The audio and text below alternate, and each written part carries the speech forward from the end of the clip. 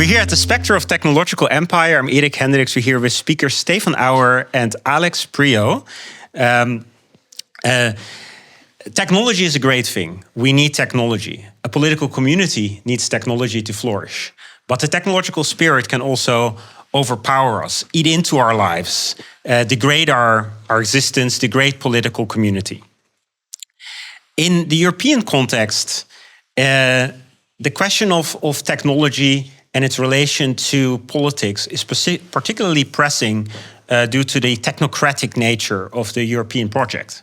The European Union is becoming ever more technocratic, and this has created a dialectic in European intellectual life, in European politics, where you will have a technocratization of politics on the one hand, but you also have various counter movements to this, very prominently coming from Budapest, for example. And this goes under various names: populism, national conservatism, sometimes they're liberal conservative aspirations.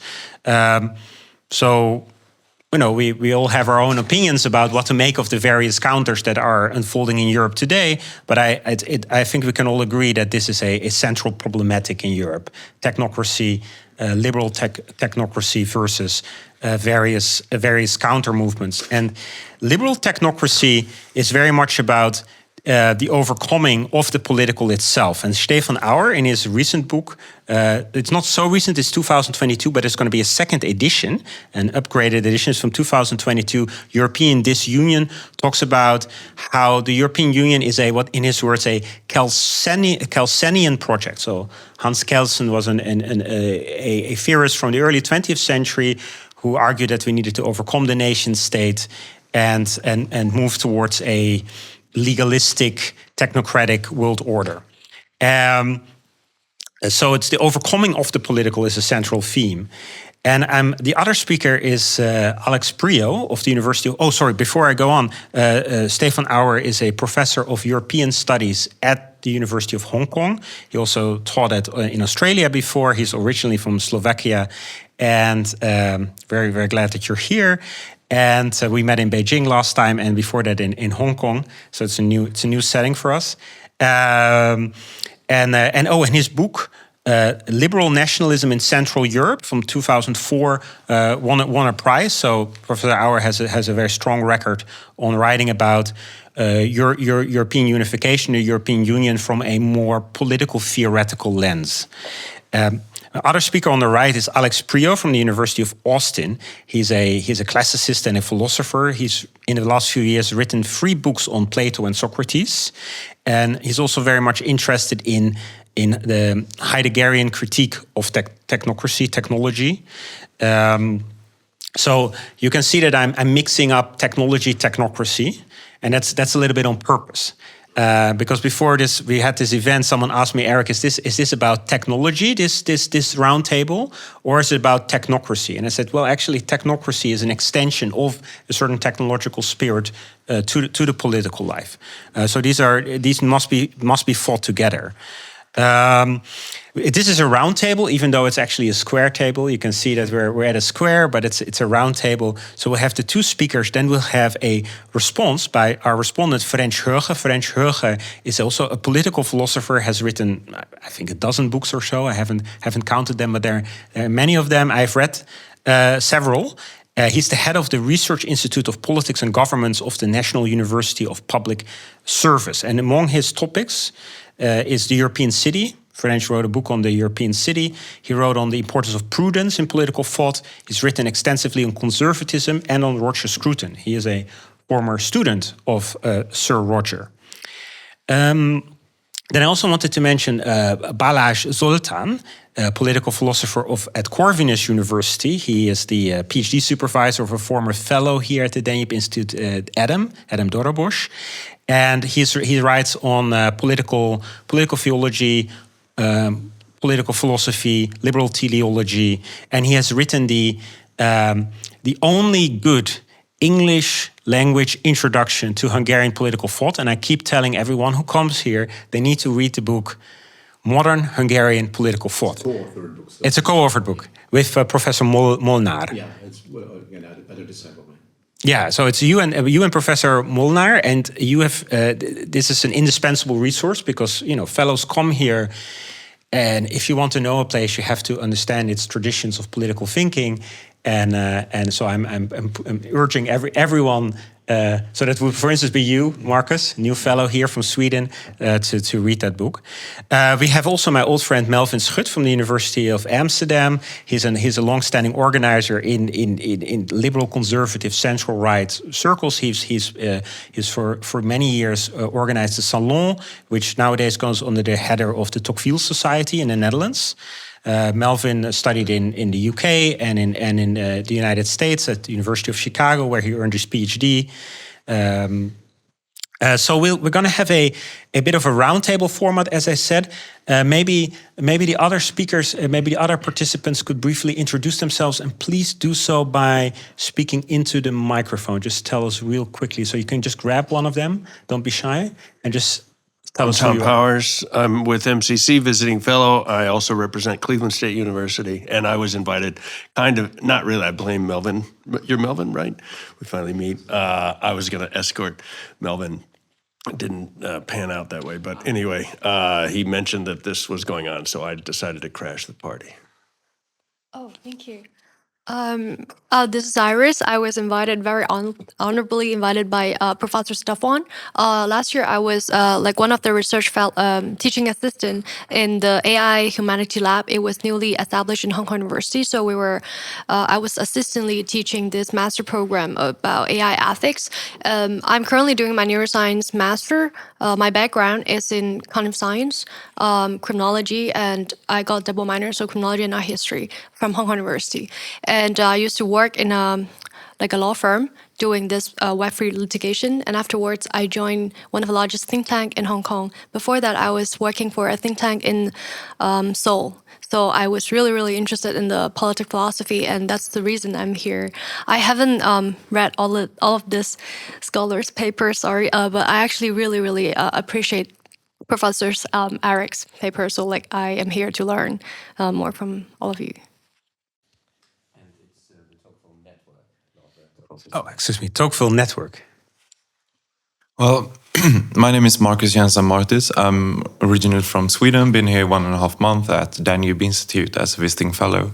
I'm a trained lawyer specialized in constitutional law, and my research project here is in political theory, looking into conservatism aligns with thoughts from political realism.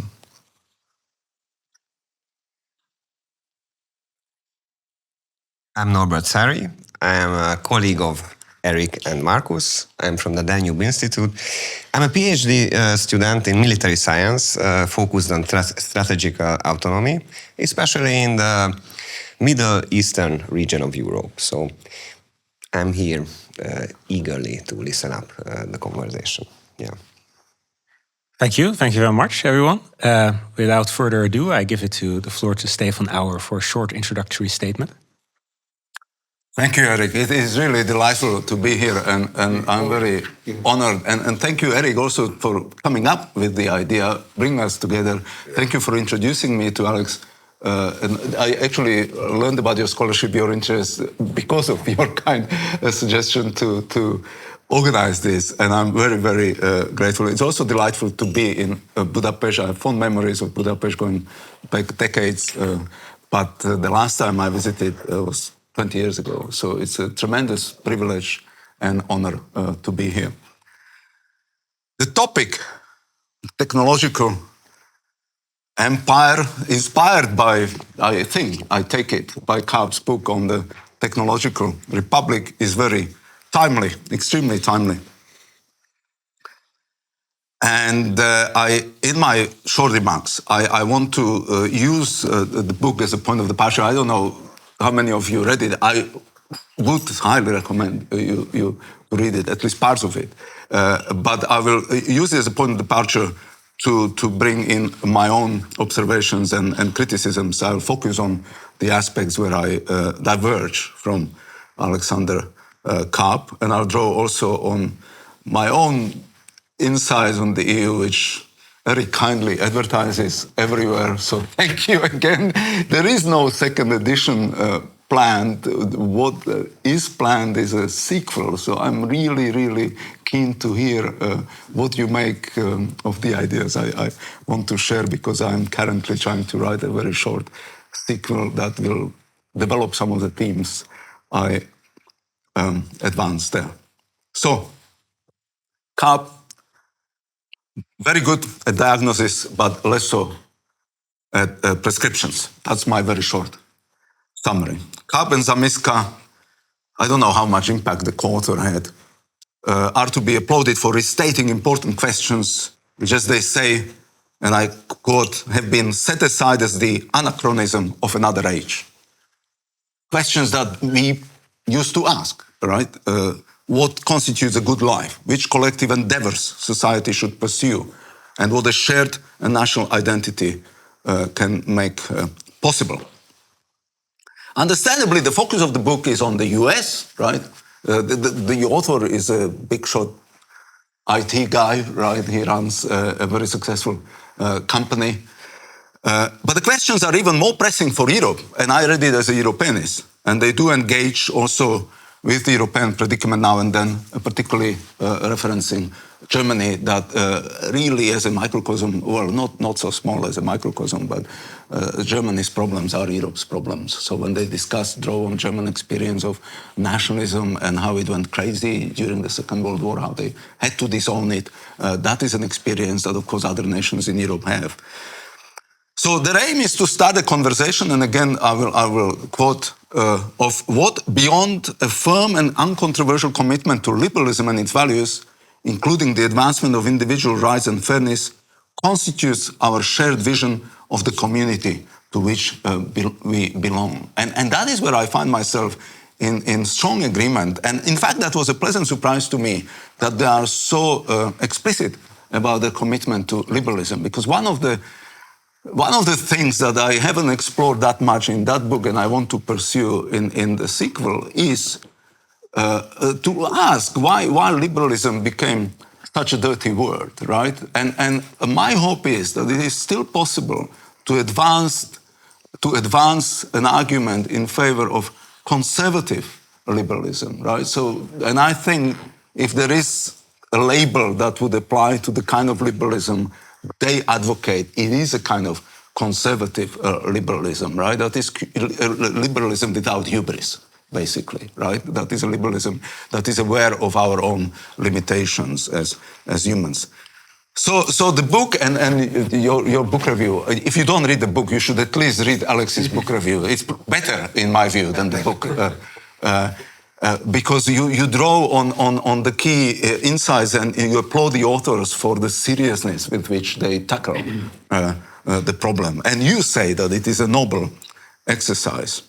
And as I said, I'm very pleased to see that they so openly endorse liberalism, but I'm not so sure that it is as uncontroversial as they suggest, right? They say that it's beyond the firm and uncontroversial commitment to liberalism. I'm not so sure. Even in the US, liberalism, I suspect, has negative connotations. And from what I understand, and I'm interested to hear from local colleagues here, liberalism is pretty much a swear word in my homeland, in Slovakia, right?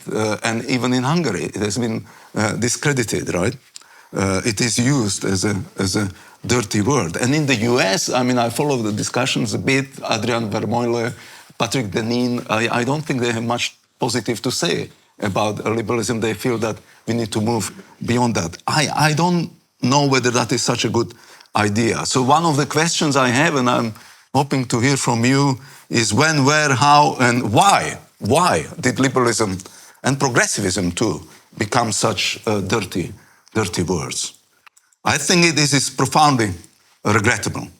Not so long ago, thinkers as different as Roger Scruton, you just mentioned him, right? And Richard Rorty, a brilliant progressive postmodern philosopher, defended liberalism. Rorty's Achieving Our Country is a statement in favor of kind of liberal nationalism that was published in 1998. And I read this book as a kind of sequel to Rorty's Achieving Our Country. Obviously, the ambition was more philosophical by Richard Rorty, but pretty much builds on that. And Roger Scruton, obviously he is a conservative thinker, and he is a very clear defender of conservative traditions. But there is a beautiful essay published in New Criterion, like in the late 1990s, within a series of betrayals of liberalism, where he attacks the hubris of the likes of Jean-Jacques Rousseau, right? So even he thinks of conservative political thought in that context of conservatism and liberalism not being kind of mortal enemies, but rather, basically liberals abandoning the conservative traditions.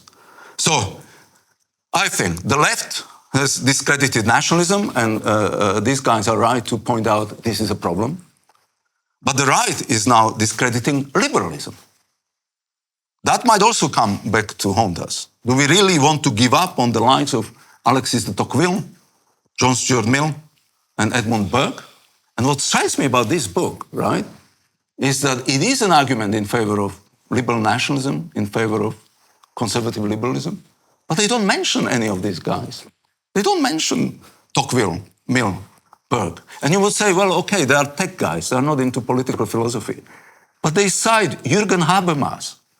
I think Tocqueville is much more worthwhile to study than Jürgen Habermas. And I respect Habermas. I think every political theorist needs to engage with him. They cite John Rawls, right?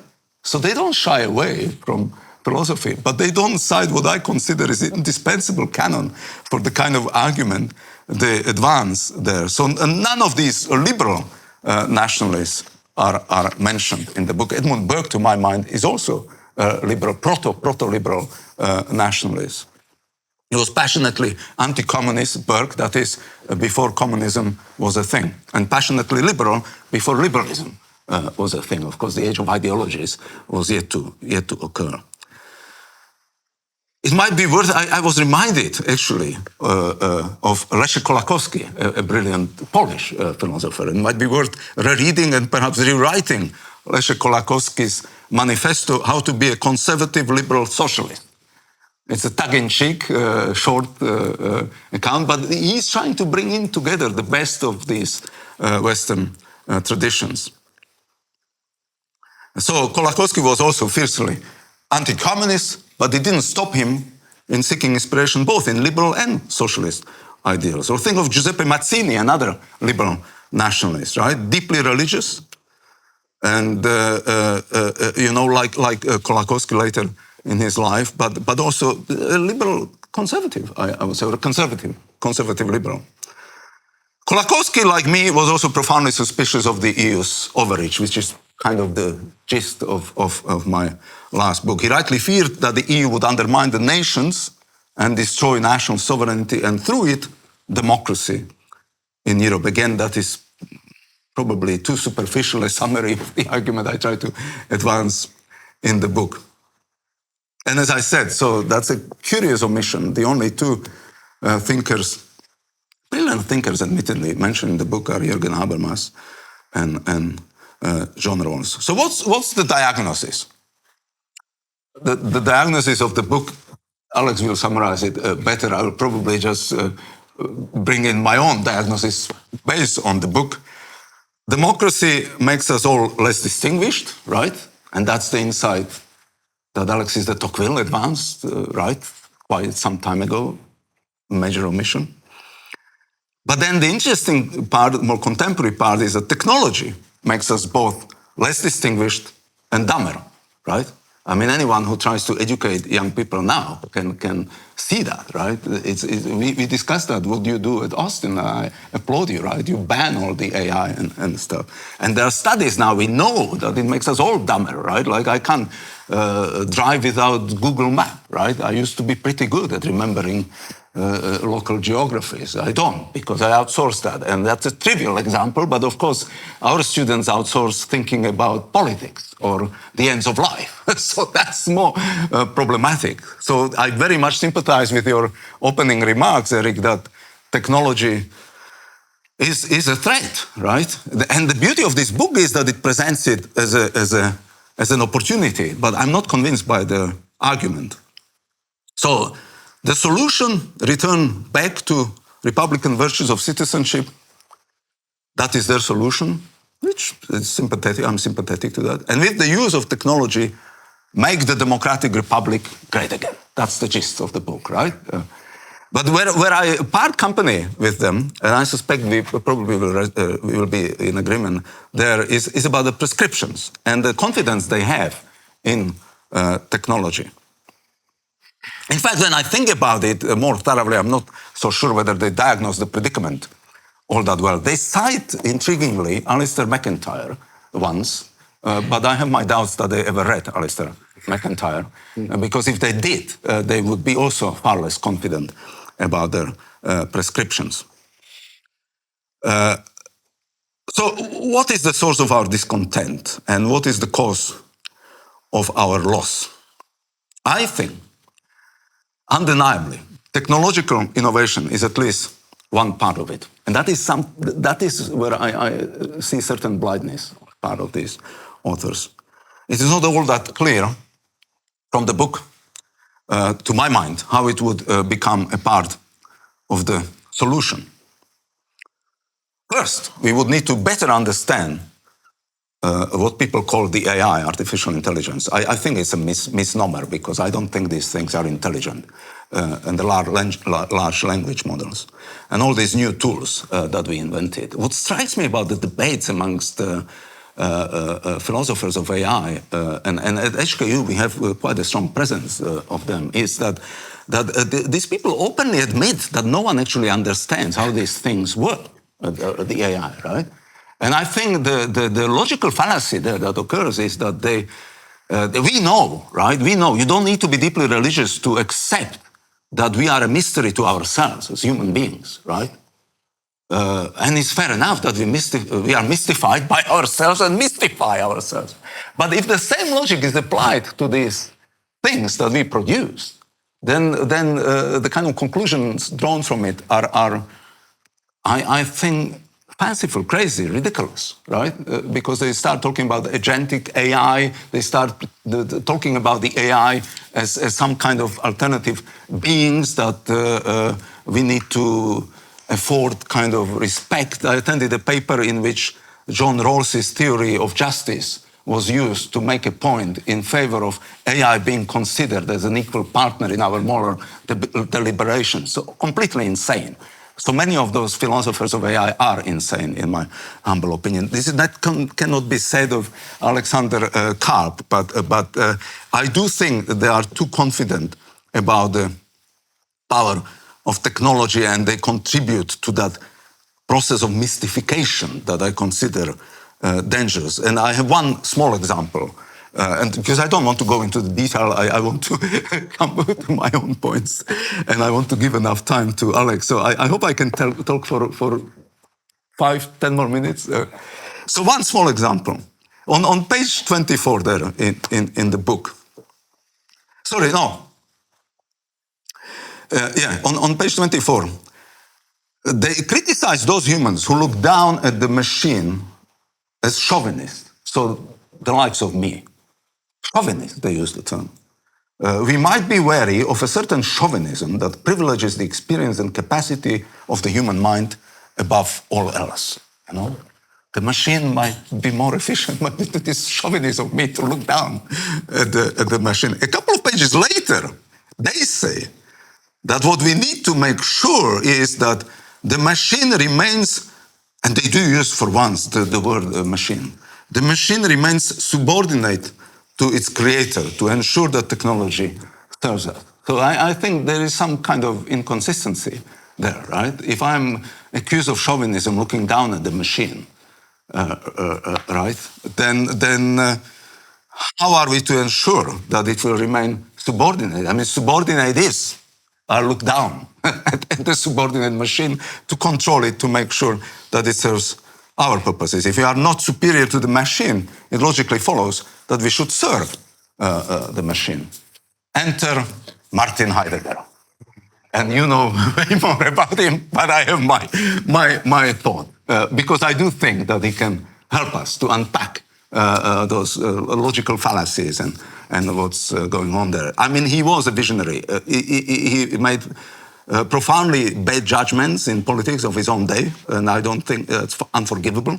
I don't think that's controversial to say, supporting the Nazis.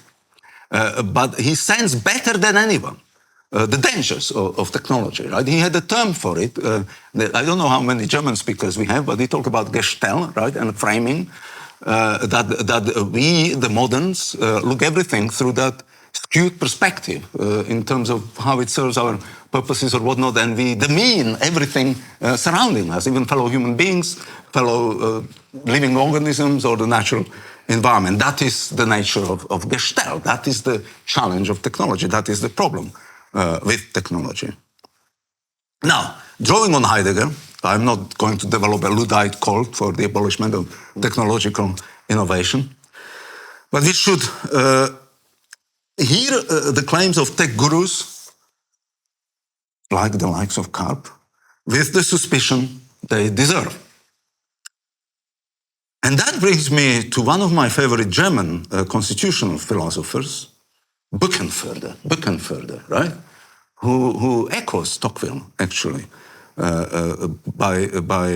Again, those of you who are familiar with German debates, you know about Böckenförde dilemma that is more current than ever, right? And he articulated about 50 years ago.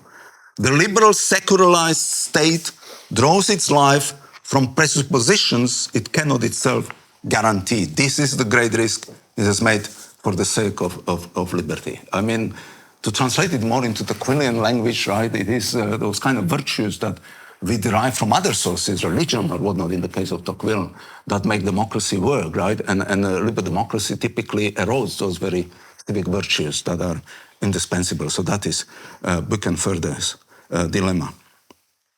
And I would expand that, Böckenförde's dilemma, to technological progress. The technological progress lives from societal conditions which that same technology rapidly undermines. That is beautifully described here, right? Because these guys are hugely sophisticated and are patriots, Alexander Karp, right? And then they look around, they are based in the Silicon Valley, and all the companies that are based there, they make billions out of these moronic short videos, right, that you get on Instagram or TikTok, right? I sat next to a guy on the plane over here from Istanbul to Budapest, and he honestly spent 2 hours watching 10 seconds long moronic videos, right? I mean, in the olden days, some people on the plane still read books. Like these days, they don't. So this is the technological innovation that Karp finds, problematic.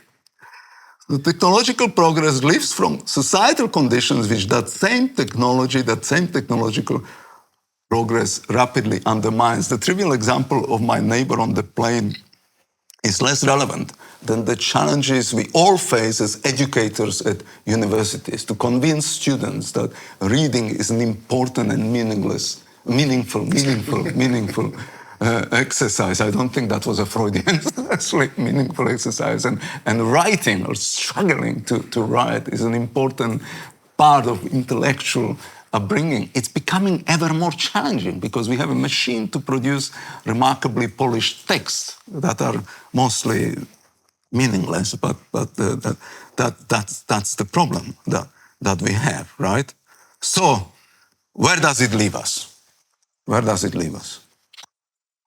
That predicament that threatens, the machine that they invented threatens to destroy education of the kind that is indispensable to understand and to control the new machines. I mean, that is another interesting observation I made attending a kind of conference of philosophers of AI. There was some big shot there from Microsoft or Apple or I don't know.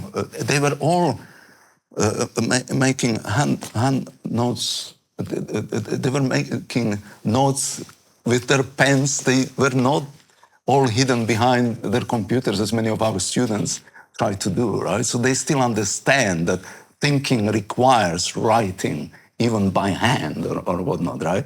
In their own personal choices, they are often like Luddites. Like Alex, I ban all the toys in my classes. Yeah, that's an aside. Where does it leave us?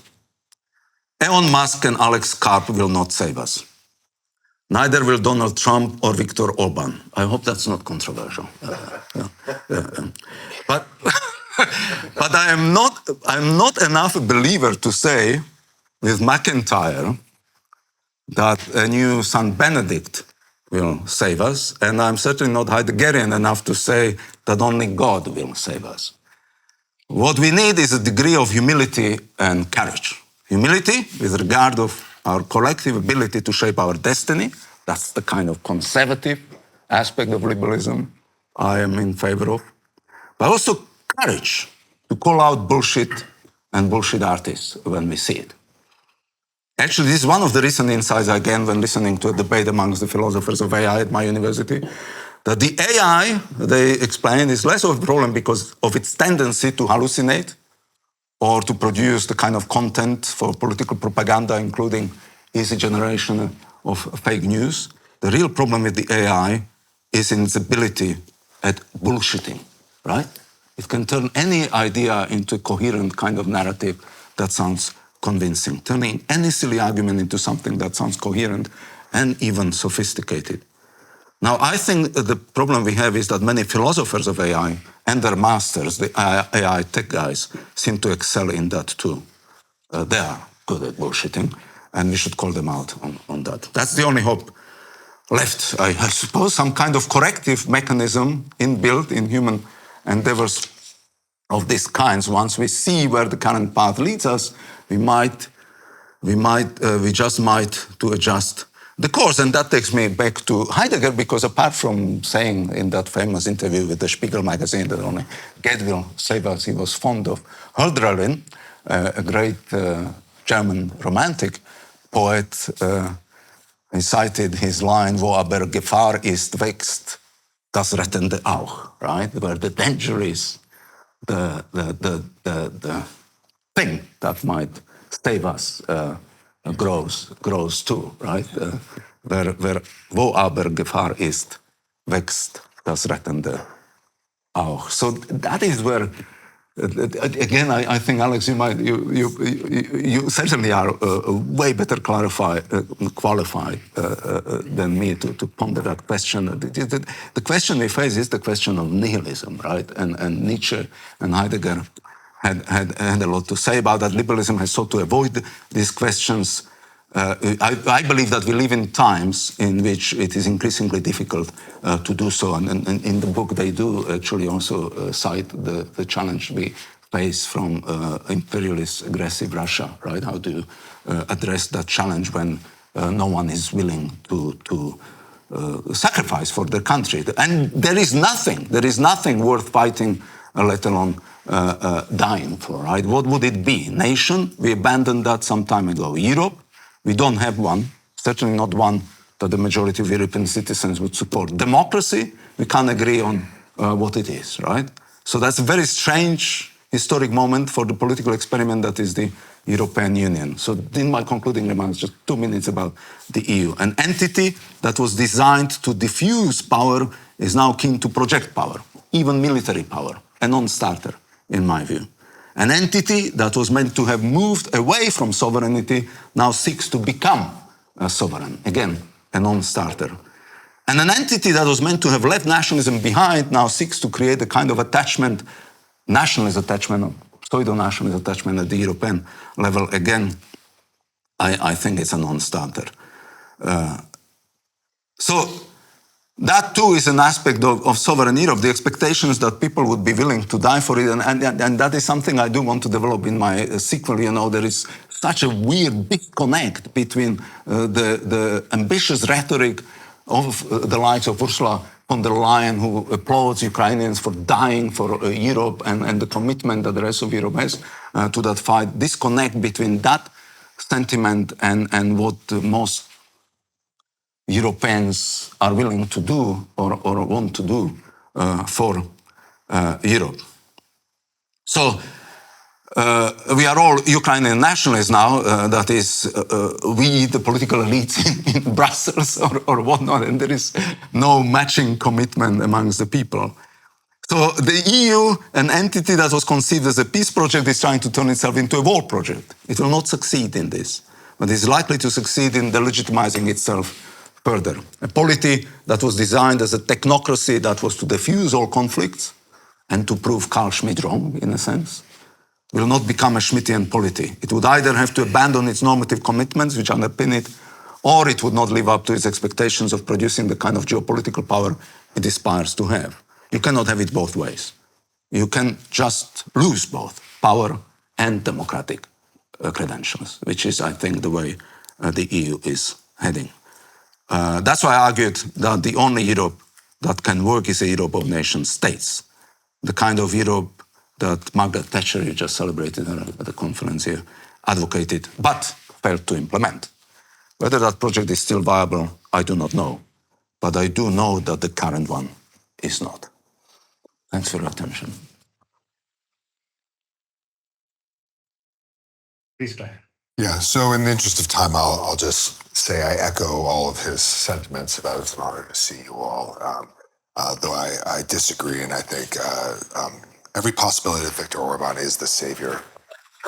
So I'll disagree with, let me start with one just point of disagreement about this book. I'm not so convinced that it is a liberal book. One of the observations I made in my review is that it's called the Technological Republic, and it makes the case that America has always been a technological republic. One of the examples it cites is the fact that John Adams apparently liked to measure and compare European versus American weasels.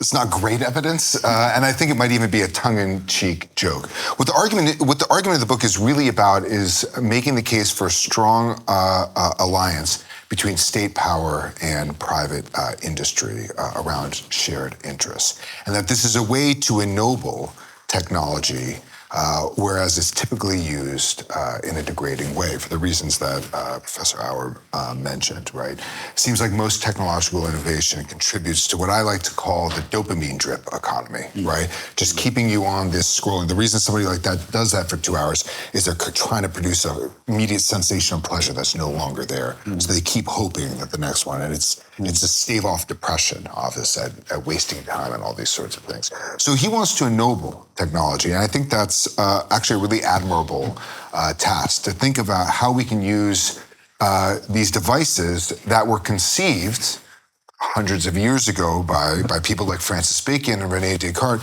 primarily to help us with healing our bodies and making our lives more comfortable, right? Low ends of living longer, easier, more pleasant lives. Right.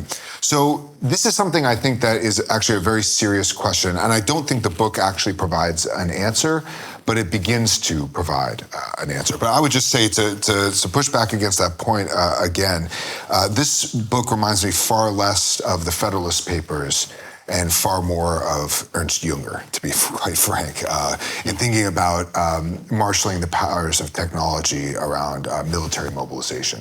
Palantir, the company for which Alexander Karp is the CEO, first cut its teeth in using data analytics and they tell the story in this book, using data analytics to predict where IEDs were going to be in Afghanistan and Iraq, right? So that's what they did, and now they're involved with drone technology and with, I think there were rumors that they were behind the pager bombings of Hamas agents. And then there's also, they're now working notoriously on American citizens to track criminals. So we're told, right? Who knows what they're actually going to do with all that information? So that strikes me as like a 21st century version of Junger's total mobilization, or of the worker, something like that. Mutatis mutandis, it's more about startups and stuff as well. What I've just said, I think, implies that really assessing or addressing the questions here requires much more than Karp and Zimiska bring to the table. When I think about the age of technology that we live in, I think of a very recent age. When I think of the global liberal order, that's part and parcel of this. We're talking about something that's been around since the fall of the Soviet Union, and it's really only attained greater and greater global hegemony with every decade since, and it promises to continue. So it's about, let's say, 30 years old, right? So living memory for most of us today. But that is also the product of, you could say, a 500-year project. And this is, I think, something we really have to wrap our heads around, that we're living in an age that's 30 years old, yet it was conceived, I would argue, by Machiavelli initially, and then produced through a series of sort of proposals by figures like Francis Bacon, Thomas Hobbes, John Locke, René Descartes, Montesquieu, the founders. And then it underwent a series of criticisms and attempts to sort of moderate it, starting with Rousseau through Kant all the way to the present. So this is an age that's both old and young. And unless we're prepared to engage in that kind of critique and go back prior to the sort of century of ideology into the sort of early modern project and how it's undergone through a series of predictions and proposals and even in some cases actual foundings, for example, with the American founding, unless we're willing to do that sort of genealogy, we're not going to be able to actually address this problem. And if we go back to Machiavelli, I think the relevant imagery is the imagery of controlling fortune or controlling chance. The image that Machiavelli uses is that of using dikes and dams. And dikes and dams take the torrent of a river and they direct it predictably to its goal, to where you would like it to be, so that it doesn't run out of control and destroy things. As he says, picking up land and depositing it elsewhere. And you could say that technology obviously does this, right?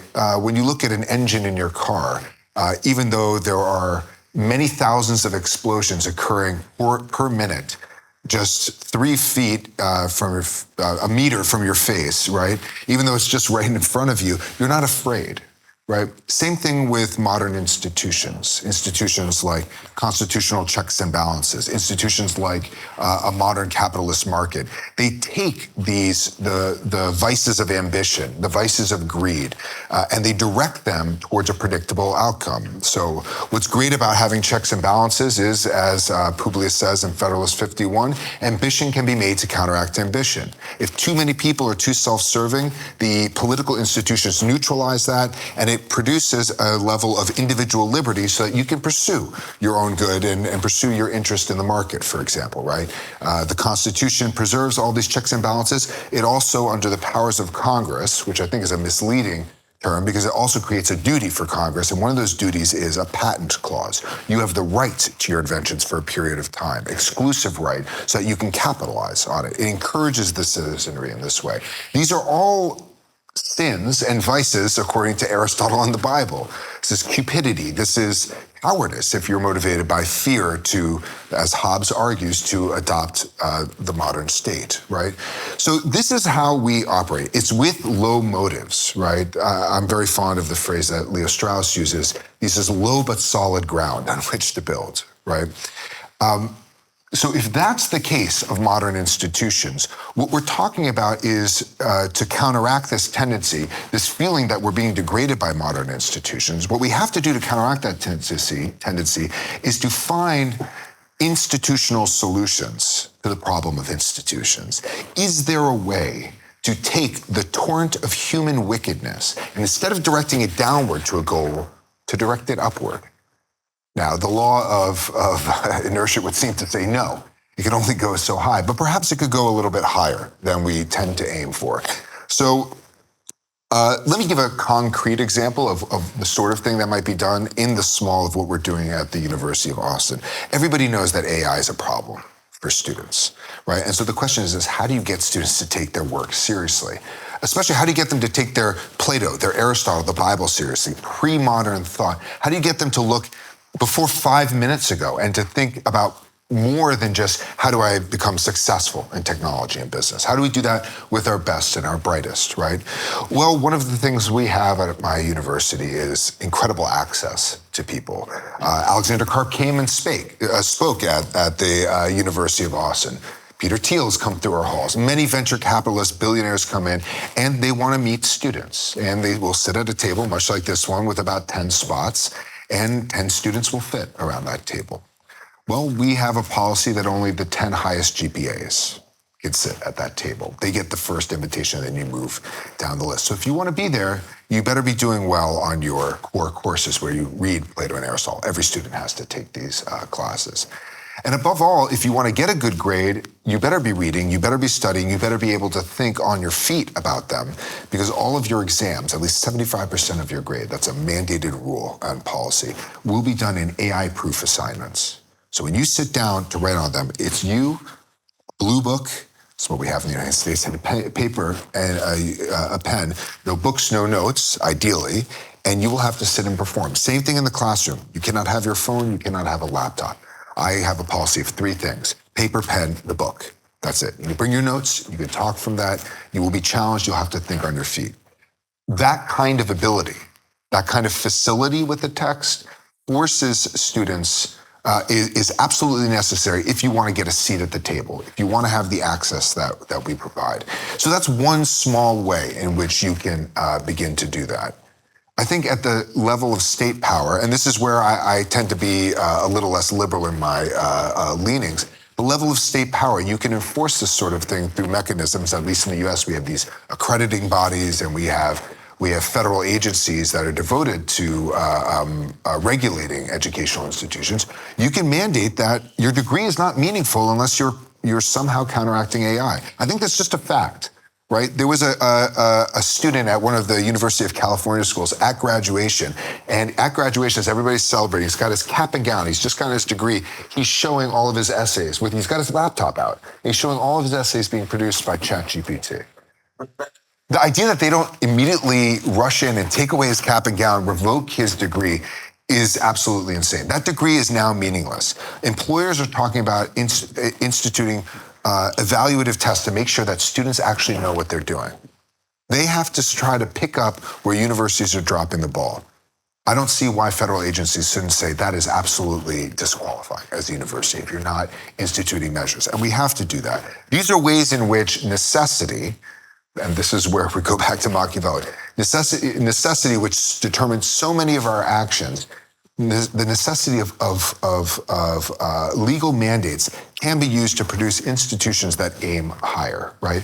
So this book is admittedly, I would say, open-ended. And I think it's okay to disagree with them about their solutions or that they come up short, because they do say they want to provoke more discourse around this, and they do want people to think more about these issues. And I think we need to think about what this new sort of era is going to look like, right?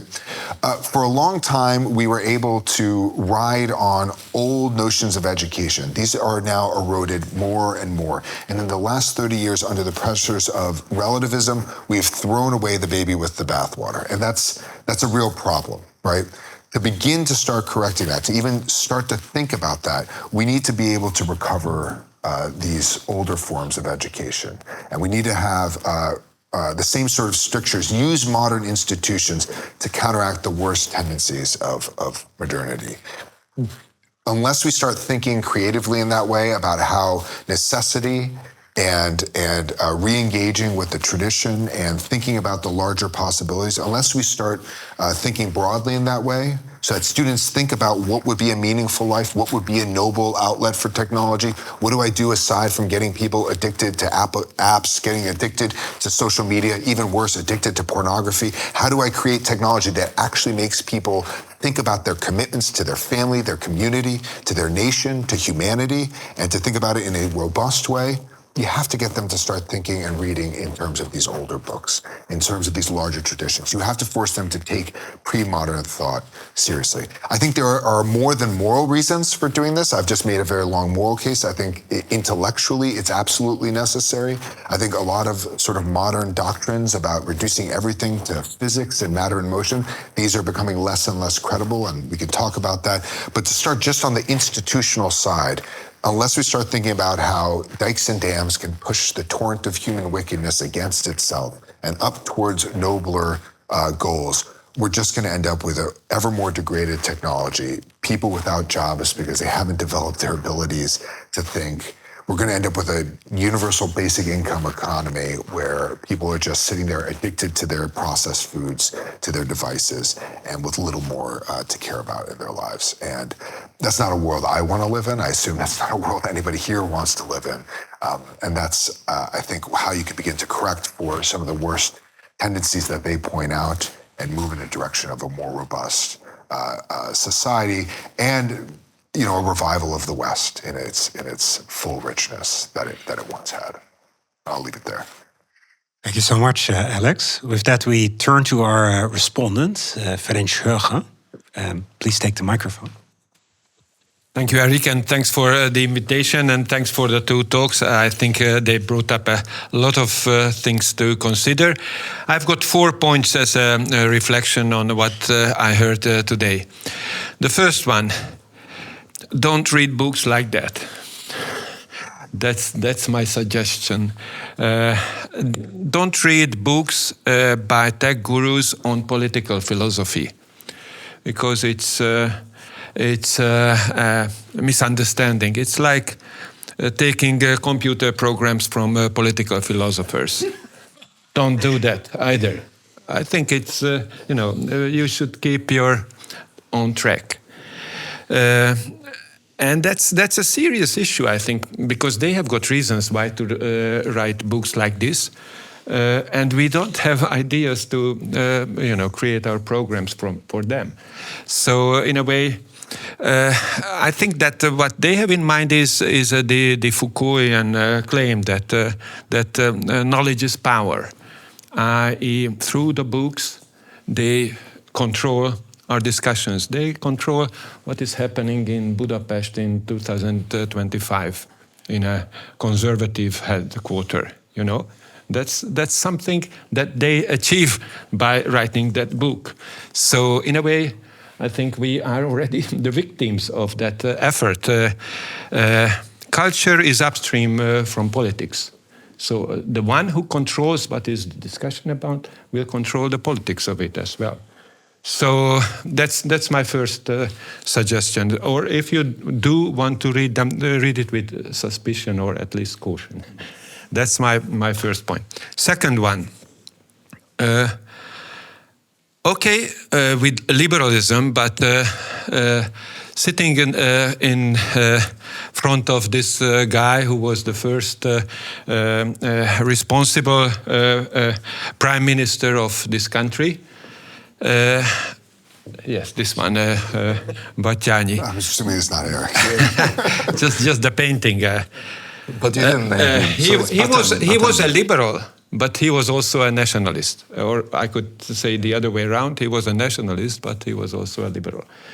And I think that liberalism in that classical form, 19th century liberalism, is national in the European context, and that's how it should be seen, and vice versa. Nationalism in the 19th century context, take Mazzini, is liberal. So there is a close connection here, which is not taken seriously by 20th century liberalism and 20th century nationalism. A connection that we have to keep in mind, I think. Third point, don't wait for politicians to save you. I think it's not simply Trump and Orban that cannot save us. I don't think any politician whatsoever can save us. It's not their job to do so. So don't expect them to save you. And be happy if they don't want to save you. That's not their job to do. Be careful to keep them within their own limits. I think that there are good reasons why to keep politicians for their jobs, which is to take care of our political life as far as we gave entitlements for them to do so. and just as long as that. And this brings me to the fourth point, which is actually confronting the issue that is brought up by the book. I think the major problem with the new technology is not the bullshitting that it is done. I think that that was done by other means as well. The problem with the new technology is that it undercuts democratic legitimacy. That's the major issue for us political philosophers. Actually, the clear sign of it is people like him, like Elon Musk, like Peter Thiel. You know, these are our Habermases, our Tocquevilles, our John Stuart Mills. Is it not a crazy world? If you want to think about political philosophy, you turn to these guys. Is that not undercutting our democracies? I mean, how can they get? Were they ever elected for those jobs that they take? You see, there is a democratic deficit here, and a crucial one. And this is achieved by undercutting a major prerequisite of our democracies, which is that it should be based on the decision of well-informed citizens. Democracy is run by a political elite which is elected by the decision of well-informed citizens. Now the question is, where are those well-informed citizens? You know, they have disappeared as a result, actually, of the sort of manipulation that is achieved by technological means. And what we see is that the stage is taken over by these techno-gurus who we should not be so much interested in, rather we should be careful about. Thank you very much.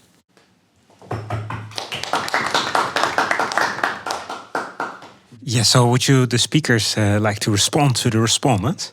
Yeah. So you have your microphone. I'll say just to the first point about reading this. If you walked onto your campus and you saw nearly every student holding this, you would read it, right? And I think it would be wise to read it. So I saw that, and I saw a stack of them being handed out. I picked it up, I read it, I wrote a review in a couple of weeks, right before he was coming to speak. Students then come up to you and you situate it within this larger sort of political philosophic framework. And you say, if you're interested in this question, you have to go read your Plato. You have to go study these greater thinkers. What it's trying to do, it's not doing, right? What it's calling for, they're incapable of doing, right? That's something we have to do in the classroom, right? So offering a kind of critical framework. In addition, I would also just say, I think they're more open than you're giving them credit. So I wrote this review. It was critical in certain respects, and Karp read it, and he asked it to be published in their journal, right? And I've had conversations with the co-author as well. So I think there is room for dialogue and critical dialogue at that. So if you want to understand your students, and this is the sort of thing they're reading, even though there are far better things to read, and I read it once through, and maybe a couple passages a few more times. That's it. It's, I think, really important to read this. But why do you think that they were reading it? Because it was being given to them. By whom? By members of that group. This is a force. And why? What? Because to shape them. And that's it. That's it. I mean, and as soon as you take up that line, you are lost, I think. You should write your own book. I am, partly because this sort of thing is out there. You have to know what's out there. Can I just... Sorry. I think that I agree with you both, though. I honestly agree with every single point, but there is a polemical edge in your initial statement that we shouldn't even read it. So then you concluded that first part by saying that if we do read it, we should read it with suspicion that they deserve, and that was the key message I tried to convey. But there is a problem there that you surely see, right? That these guys have aura that they also don't deserve. I mean, that is the casino capitalism that we live in. I don't think that anyone truly deserves to become a billionaire And in my moral universe, that doesn't make sense, right? Whatever skills you are endowed with, it's not enough to become a billionaire. And him being a billionaire has a kind of attraction to young people that you try to counteract. So I applaud you for reading it. Yeah, we're both reading it with a heavy dose of suspicion, I think. Yeah, So I yeah. think we meet your standard, but Yeah, may I also say, if you go to the website of the University of Austin, you immediately find Alex telling students that they need to read and reread Plato's Politeia. So he's the classical guy who writes about Plato and Aristotle and keeps telling students that that's what they need to read. You know, I'm in a university that's committed to the classics and committed to technology. And I saw early on in our first weeks of being there, a billionaire come in, or near centimillionaire, I think.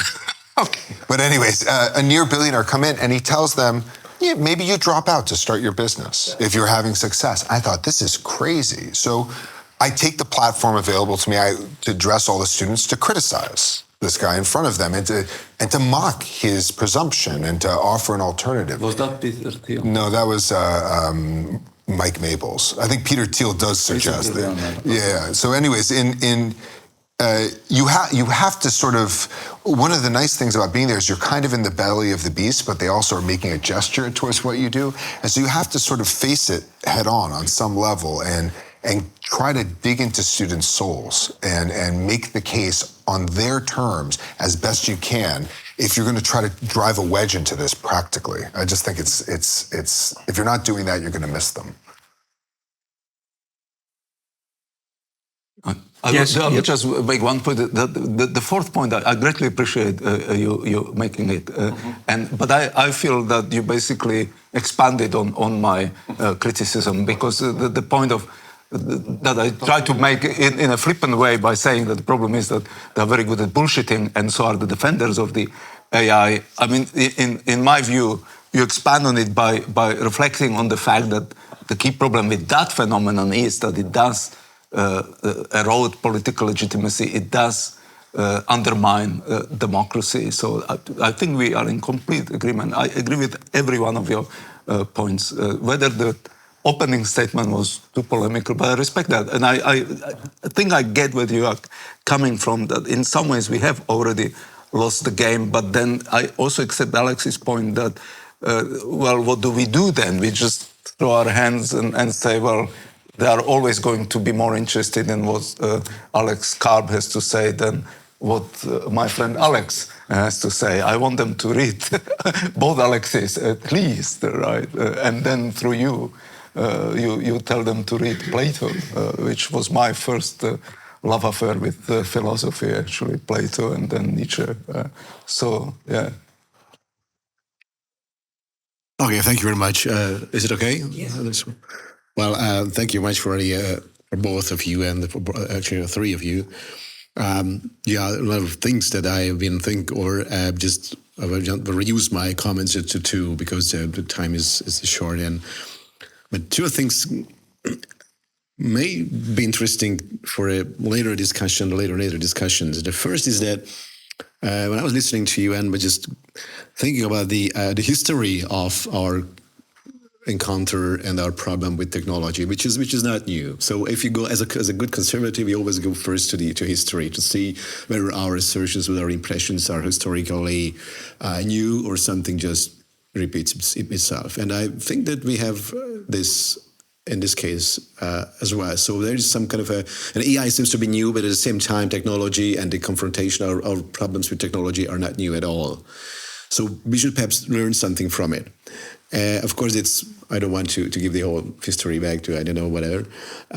But just want to highlight one thing which I found interesting is that there is a kind of a conservative infatuation with technology that we should be aware of. So you mentioned Junger, and I think it was a very, very nice point. But we could go even farther back to Hurst, and I think it's very interesting to see how did you... To who? to get just back to the history of, especially in Germany. Goethe was very wary of we knew of technology. He thought that even the microscope was already kind of an abuse. But right? he was also an accomplished scientist. Right? Well, he was, but he thought that we should just use our eyes and our immediate senses to discover reality. We shouldn't go as far as using a microscope, perhaps. Of course, it's an exaggeration, but there is the point point there. But I also was thinking of another German poet of Romanticism, Kleist. I remember having read his piece on the Mariettentheater. Do you know the piece? His essay on the puppet or dolls theater. I just checked it using the AI, of course. Needless to say. Hey, somebody. No. I just want to someone switch off the microphone? No. It's just rolling and it's great. Nice.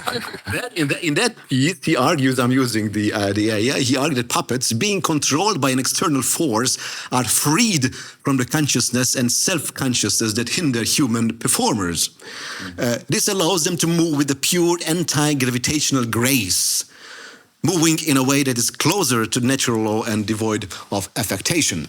So Kleist in 1810 already said that the machines have some superiority over human beings. He was a romantic poet, but he still made this very provocative, very Kleistian point to say that there is something that machines have virtues, okay? And that's a very interesting point to make, right? That machines have virtues that make them superior to human beings. That wasn't Kleist who said that, right? That was Kleist. He said that machines have virtues, okay. Machines, those are gracious, more gracious than we can ever be. So the point I want to take from this is that machines might have some virtues, and that might make them attractive to even to conservatives, right? If we just transform society, people into, say, cheering, followers of a leader, the whole thing is just nice. I mean, Nazism, want it or not, produced aesthetically valuable things, didn't they? To think of the Wilhelmsmarkt and Riefenstahl and other people. I mean, if you think of Riefenstahl, her celebration of the human body close to machine was close to something of a Hungarian ideal. I can't enjoy it, though. I can't enjoy it, but I think I know. You can't enjoy it, but you see what I mean. So there is kind of I'm just not sure where you are heading with it. That's kind of a type of conservatism that, of course, I don't very much like, but I see the point in it. I see the lure of it, right? So that's the lure of it, okay? So the radical conservatives like the masses because masses are manipulable like the machines, okay? So that's, I think, a very important point that we can because and this brings me to my second point, which is a kind of a reflection on your misgivings and reservations on the AI being used in classroom, which I very much experience myself, but I also experience kind of a spontaneous rejection of it by students, by at least my students, but they are agitated. They know that it's coming. They know that's something we cannot escape. And we as professors, we also know, and we should know that's something we cannot just ignore.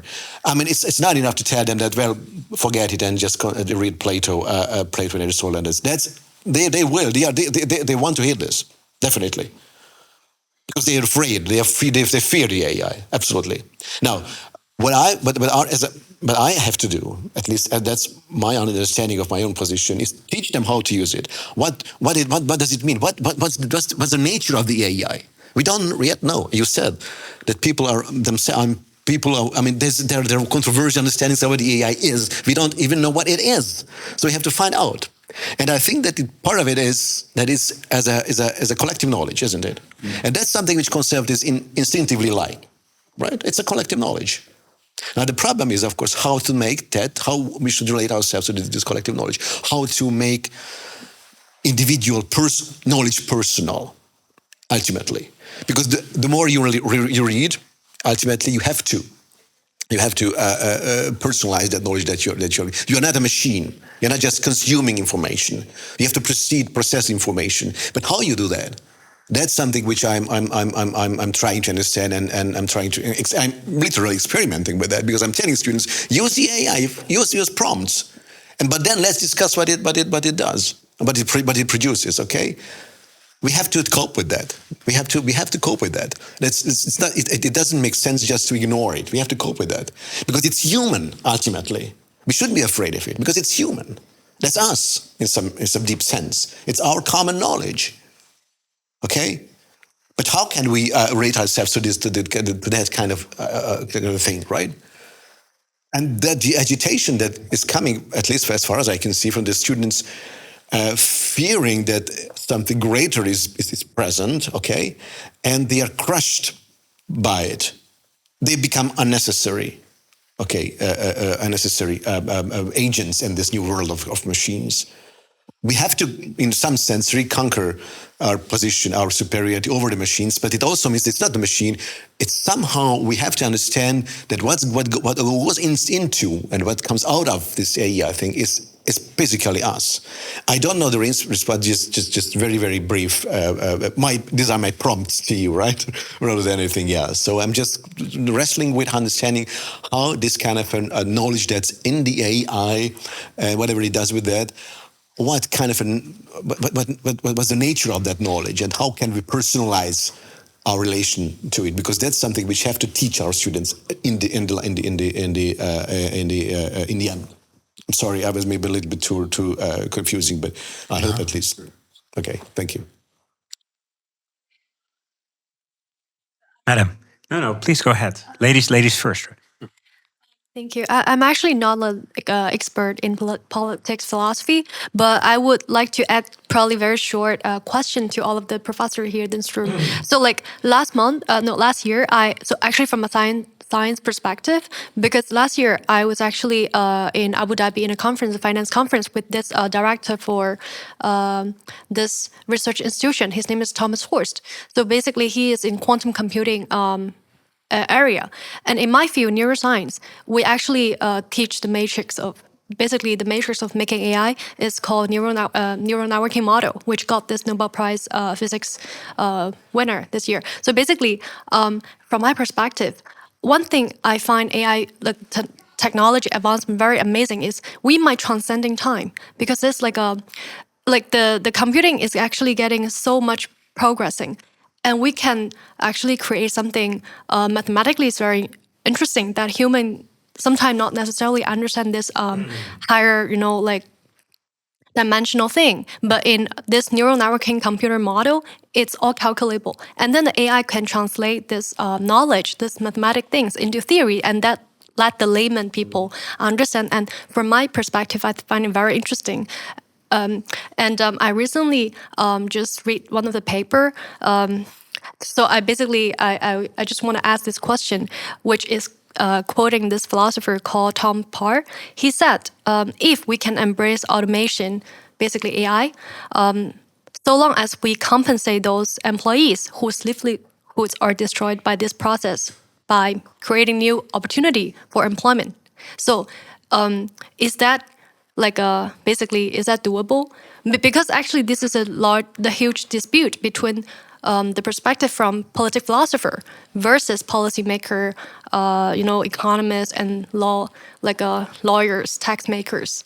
So from my perspective, I have a question. If we can solve all this issue, and like in Professor Eric's paper, we are creating new opportunity. For example, Huawei's company in Hungary, and then we are creating more opportunity. Is that doable? And we can solve it also even through this philosophy framework. That's my little question. Thanks, Iris. Related question? Oh, yeah, related question, sure. Yeah, it's really. Oh, sorry. Yeah, very short. Isn't based in a way on what you're saying, isn't it highly likely that AI is going to lead to massive demand for state intervention? And, doesn't this benefit socialism in some rough way? That's not exactly what you were saying, but in a way it seems implied by what you were saying. This is precisely the worry of somebody like Peter Thiel, right? He's extremely worried with have fears leading to something like a global government system and this turning into a sort of totalitarian regime. So he's trying to avoid the world state, something like the European Union is on the way, well on the way there. So he quite dislikes Brussels. But I think what you lose, when you lose like a factory and it goes overseas, like in the US, you see these towns, it's not just a job that's gone, it's a community that's gone, an identity, a sense of shared purpose. What happens to these workers is they end up driving Uber and they're by themselves all day in a car.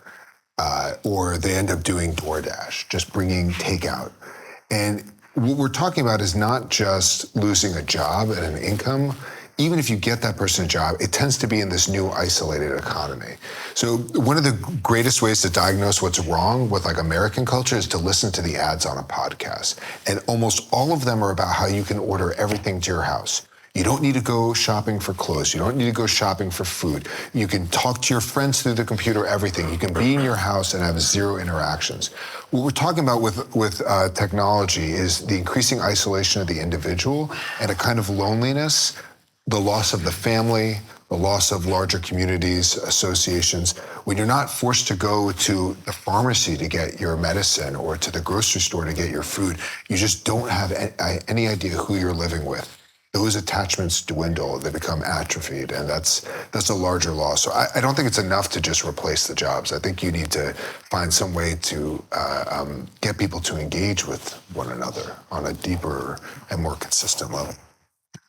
Can I ask you something? And maybe, I wonder whether Ferenc would even agree with that suggestion I want to make. Everyone should read J.D. Vance, Hillbilly Elegy. Yeah. Did you read it? I know about it, I haven't read it, but I would read it. It's a very powerful account. It's a very powerful account of the kind of dysfunction you just described. Yeah. But what I struggle with is to reconcile his enthusiasm for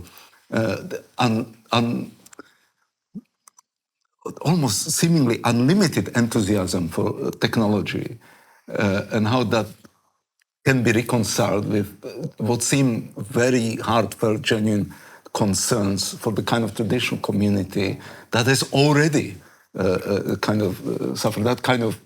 I mean, again, going back to Tocqueville, for him it was self-evident that it is in those communities that you make democracy work, that is in those communities that you develop the civic virtues that can make a political community work. Even Plato and Aristotle, who are pretty skeptical of the technological project, right? Even though they're completely, Aristotle says we all prefer the good to the ancestral, right? We don't need our tradition when we're thinking about the good. On the one hand, on the other hand, he recognizes you need that for the community.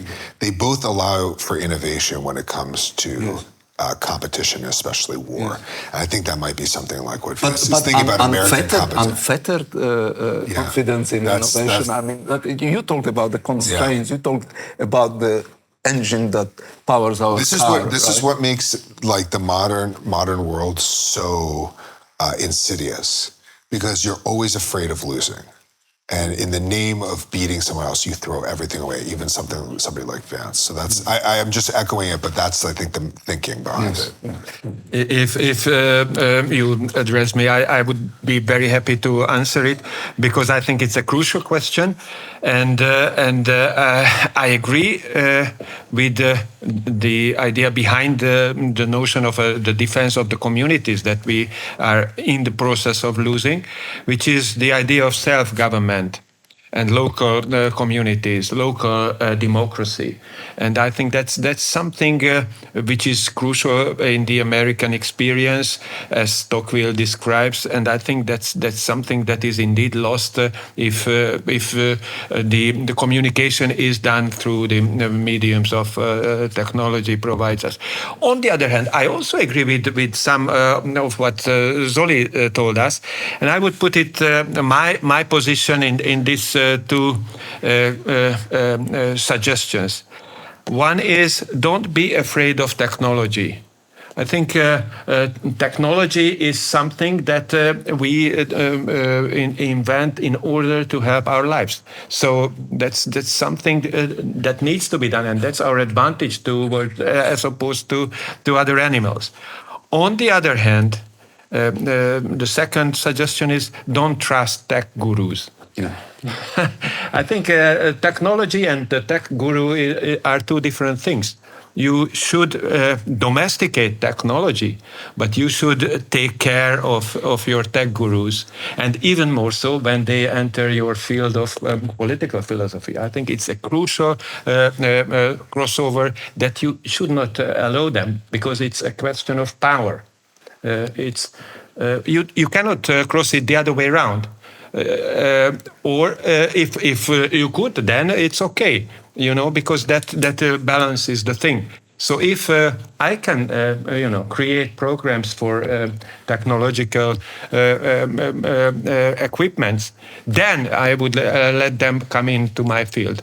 But as long as that's not the case, I think it's a disproportion that we should be careful about, because again, you cannot tell nowadays an American philosopher of a quality like the 20th century ones, like a Heidegger or a Wittgenstein, who is present day political philosopher per se, living today.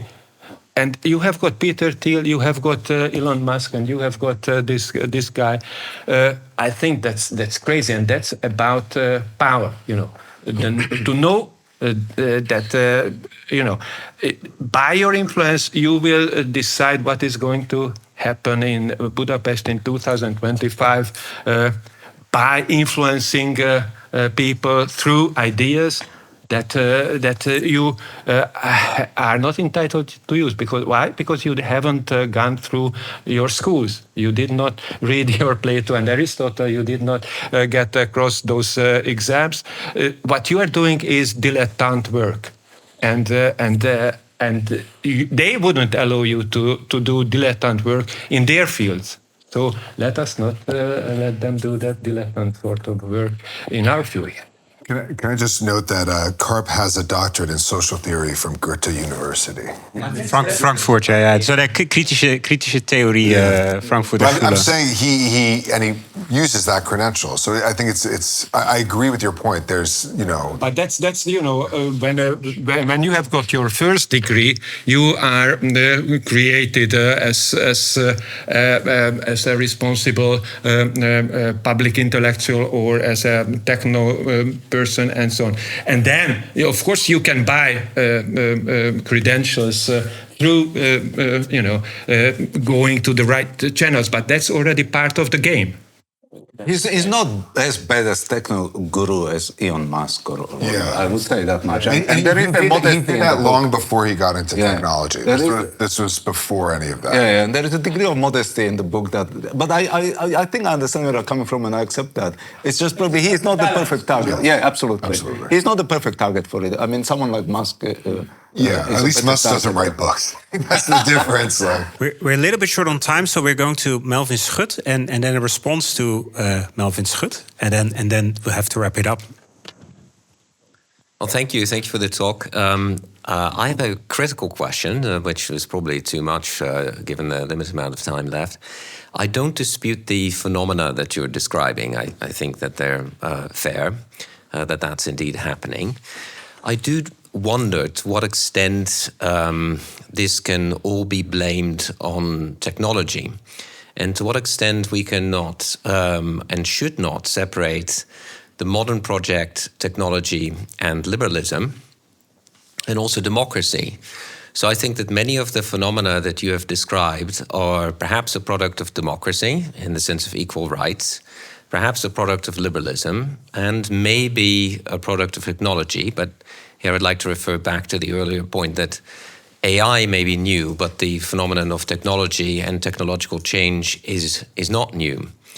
And to give an example, I really take the point about education and the difficulty with AI in the classroom. I completely second that. But when it comes to the lowering of academic standards, that's been going on for a long time. I don't think that's a problem having to do with liberalism or technology. I think that's a problem having to do with democracy. And so the rise of AI is then, you could say, accidental in the way that this manifests itself at the moment.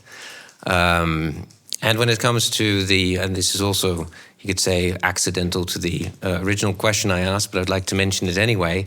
When it comes to the remedy of great books or teaching the tradition, I'm all in favor of that, but teaching being a devil's advocate, it seems to me that the types of books that we are discussing by these types of people is something that George Orwell was, in a way, already referring to when he was criticizing, you could say, the rise of the upper middle classes and the middle classes governing the state. They are prone to a certain type of ideas and ways of thinking. There's also that class of people that got rid of reading ancient Greek and Latin, going to this whole more technological and natural science type of education, and there is also a lot to be said for that. So, yes, long story short, I think that the phenomena are absolutely valid that you're discussing. I'm not sure this is all the product of technology, and I'm definitely not sure that technology is bad. But what is the result of liberalism? What is the result of democracy? I think these are three separate issues that are too intertwined in the presentation that you both of you have given. Thank you. I completely agree with you. I mean, in some ways, your point also. We wanted to have a conversation, and then Eric identified that as a shared interest that we have. But I might not have done justice to the challenge I accepted, in that I think I'm in agreement with you. I don't think of the technology as the major challenge, but the problems that you have described. My hunch is that the problems are becoming more severe with the help of technology, right? And the decline of the kind that Tocqueville described, right? You talked about the lowering of educational standards, great inflation and whatnot.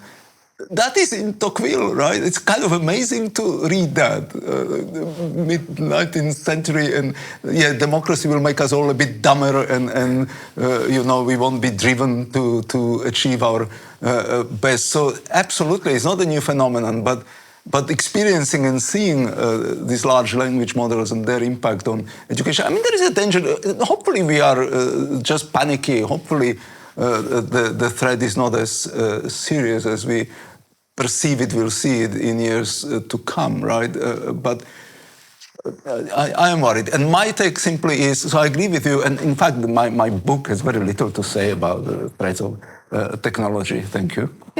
But my fear is that those problems are being exacerbated. And I'm also sympathetic to the concerns that Ferenc raised. I mean, I think that's more of a phenomenon in the US than in Europe or Australia or in fact, Hong Kong, that you have disproportionate wealth accumulated by these exceptionally talented individuals. I do think that someone like Elon Musk must be incredibly talented in allocating the capital. One of my former students happens to be one of the founding figures of OpenAI, actually. And she went to Columbia to do a PhD there, and she speaks about Elon Musk with some admiration, but in that respect, that he has an obvious talent in allocating capital, and that's how he became the richest man on earth. But I am with parents that there is something wrong with our conversations, right? When we allow ourselves to be somewhat co-opted, or in fact you feel dominated by their agendas. And I think that you probably have that problem in the US more than we do outside of the US. But since we all follow your debates and your developments, these problems are ours too. But yeah, I am with you. I think that there is a discussion to be had.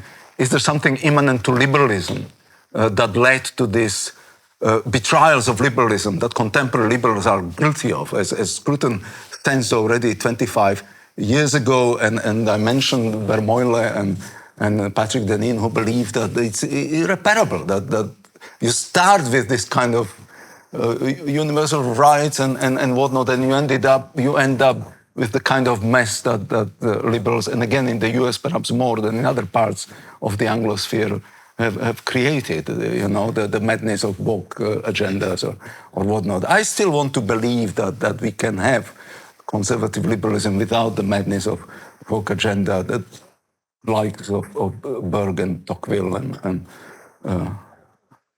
one thing I'll say to what you said, you're absolutely right. Technology is as old as human existence. But if you read like Sophocles' Antigone, I think it's in the second quote, there's sort of two routes to the city identified there. One is the sacred and one is the arts, or the techni, right? And these, the symbol of the sacred in Antigone is burial. Symbol of the arts that's used is farming, I believe, right? Both involve digging in the soil for very different purposes. One is to consecrate, one would, from the perspective of the sacred, be a kind of desecration. And they understood these two routes, right, to be necessarily in tension. What makes modern technology different is, I would argue, this ideological component. So I'm actually very much on board with somebody like Patrick Deneen on this issue, which is we tend to view the natural world and the human world and the human beings as essentially malleable, able to be created. So, and this is part of the degrading fact, is we feel like to be successful in this world, we need to degrade ourselves, to be purely greedy, to just sort of pursue our own individual self-interest. All of those are given a rubber stamp by people like Locke or Machiavelli, right? And we have to sort of embrace that side of us. I think there's a reason that the sort of ideological century takes place right on the heels of the Industrial Revolution. Because now you have the technologies of communication, of distribution, and production that allows a totalizing theory, whether it's liberalism, communism, nationalism. I think they're all totalizing, maybe on different scales, but they all have a totalizing and a systematic quality, and they require some bureaucratic infrastructure that these technologies provide. There's a reason that you get that very violent century on the heels of this, because now you have the technological ability to achieve what these systems of ideas want to achieve. So I do think they're actually closer bound up together than it seems, technology and liberalism, and liberal democracy in particular. Liberal democracy and capitalism are a very powerful combination, as we see. They've been under attack for a long time, and it seems to just keep having victory after victory over the centuries of its existence. We have to be able to think not just outside of technological frameworks, but outside of ideological frameworks. And I think those two modes of thinking are at their essence one and the same, but different in application and in arrangements. I want to thank all the speakers for the contributions, all the participants for the contributions, and our two speakers. Could I have a round of applause for our two speakers, please?